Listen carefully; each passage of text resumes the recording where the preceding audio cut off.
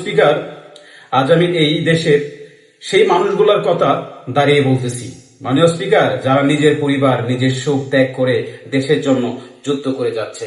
মাননীয় স্পিকার, সেসব রেমিডেন্স যোদ্ধা, যারা প্রবাসী যোদ্ধা। মাননীয় স্পিকার, এই প্রবাসী রেমিডেন্স যোদ্ধারাই আমাদের দেশের অর্থনীতির চাকা ঘোরায়। আপনি একটাবার দেখেন মাননীয় স্পিকার, আর এই রেমিডেন্স প্রবাসী যোদ্ধারাই প্রতিটা মুহূর্তে ক্ষতিগ্রস্ত শিকার হয়। মাননীয় স্পিকার, দুঃখের সাথে বলতে হয় মাননীয় স্পিকার, কিন্তু দুঃখের বিষয় যে এ বিষয়ে জানেন যারা তারা দেশে ফিরে আসে, এয়ারপোর্টে তাদের হতে হয় হয়রানির শিকার। মাননীয় স্পিকার, আমরা বেশিরভাগ সময়ে দেখি রেমিডেন্স যোদ্ধারা যখন দেশে আসে অনেক বছর পর, তখন তারা হয়রানির শিকার হয় এই এয়ারপোর্টে এসে।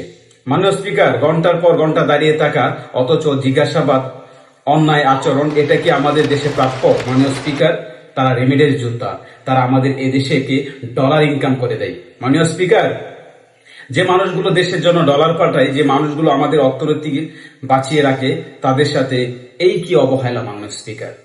মাননীয় স্পিকার, প্রতিটা মুহূর্তে আমরা দেখেছি মাননীয় স্পিকার, প্রবাসী ভাইয়েরা তারা যখন প্রবাসে ইন্তেকাল করেন, তাদের লাশটা যখন দেশে ফিরবে, তখন আমরা দেখতে পাই এই এয়ারপোর্টে অনেক ব্যবস্থা তারা নিতে পারছে না। মাননীয় স্পিকার, তারা অবহেলা, তারা কিন্তু আমরা দেখতে পাই তারা এটার শিকার হয়ে থাকে। মাননীয় স্পিকার, ধন্যবাদ মাননীয় সদস্য, অসংখ্য ধন্যবাদ।